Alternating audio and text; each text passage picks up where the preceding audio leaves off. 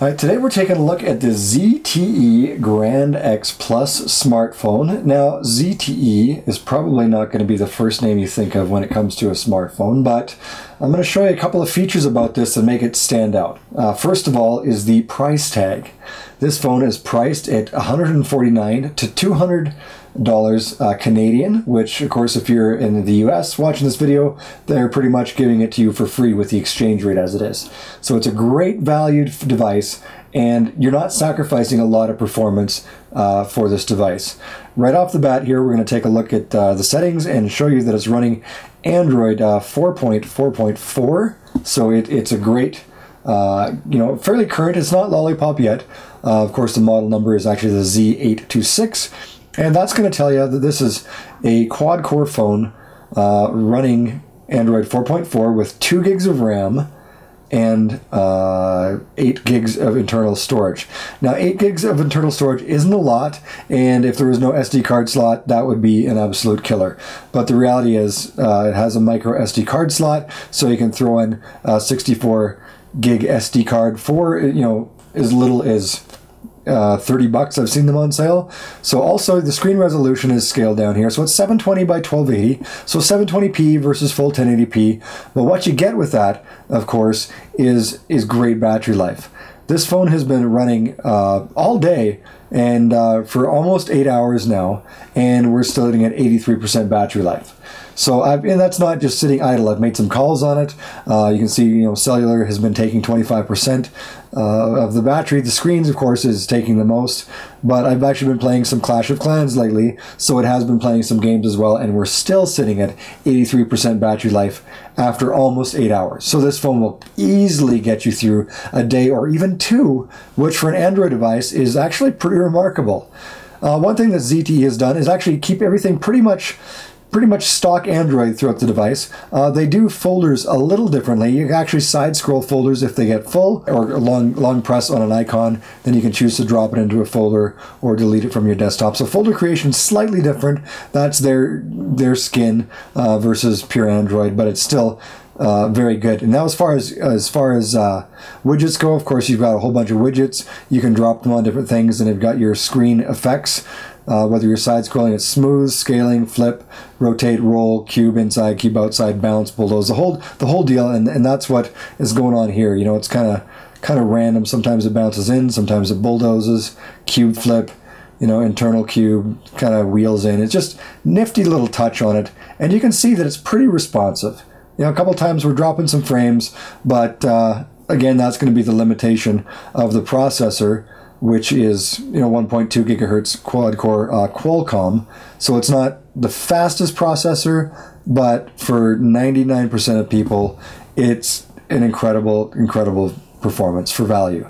So we've got some benchmarks we're going to be running down the road to see how it is. But one thing that's kind of cool, it comes with a built-in file manager, and you can, by category, look at the phone memory, or the SD card, what's on there. And a lot of times, most Android devices, you have to pay extra for a file manager through the Play Store, something, or it's ad supported, and no one likes to see ads all the time. So they include that with the device, that file manager. One thing that excites me as a total nerd is the Bluetooth or not the Bluetooth, but the mobile hotspot. Now, with most mobile hotspots, you turn it on or off.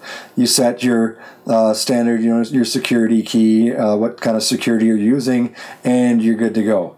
But with the ZTE Grand X Plus, you also have advanced options that allow you to change the IP address of the device, the subnet mask, whether it's assigning DHCP, the starting IP, lease time, and more. And for some people, that's not a big deal. For most people, it's not a big deal. But for a tweaker like me, it's kind of fun. And of course, you can actually have allowed devices. You can actually ban devices. You can show them what the maximum connection is. And of course, you can change that too. If you're sitting there, I only want 2 people on this that know the password, allow 2 people on that. So it allows user management for the mobile hotspot, which is pretty unique. Another kind of cool feature of it is the fact that it has a full-on task manager. And most Android phones don't come with a full-on task manager. You can manage that, you know, go to the settings, go to apps, and manage your tasks that way. But this has it built in, and you can sit there and, you know, and just enable, disable, do whatever you got to do with different tasks. And you can see we've got a lot of stuff going on right here, and it's still, you know, pretty darn responsive.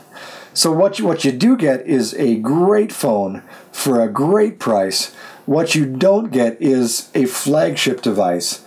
But for a lot of people, you don't need a flagship device. Now, that being said, I mean, nobody needs a Ferrari, but Ferraris are nice. I love the Nexus line of phones. I've had a Nexus 1, Nexus S, Galaxy Nexus, Nexus 4. I'm currently using a Nexus 5. And after using this device for a couple of weeks, I could totally see myself giving up a Nexus 5 for this. For one, again, that insane battery life. You know, just unbelievable battery life in this device. And while it's not the fastest device, it's clearly not a bad device. We're sitting here loading up applications, quad-core 1.2 gigahertz. The Adreno 305 GPU is kind of going to be the weak spot here. The fact that it's not going to be the best GPU for graphics processing.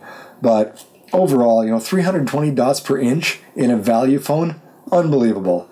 8 gigs of internal memory, formatted when they take their stuff. ZTE leaves you with about 4.5. It's not great, but thankfully we've got that SD card slot, so we're good to go with that. Absolutely solid device for under 200 bucks. Now, can you get a better device? Absolutely. You're going to spend a lot more to get it. But for the value, for the money, I don't think you can get much better device than this. There's a couple of things we'll talk about in the full review over at bcchardware.com that are, you know, worth noting before you jump in, because it's not all roses. It's a lot of roses, but there's a couple things to note. So make sure you check our review out over there at bcchardware.com. Once again, this is Ben Hyde at bcchardware.com, checking out the ZTE Grand X Plus and just showing you why it might be worth considering for your next purchase.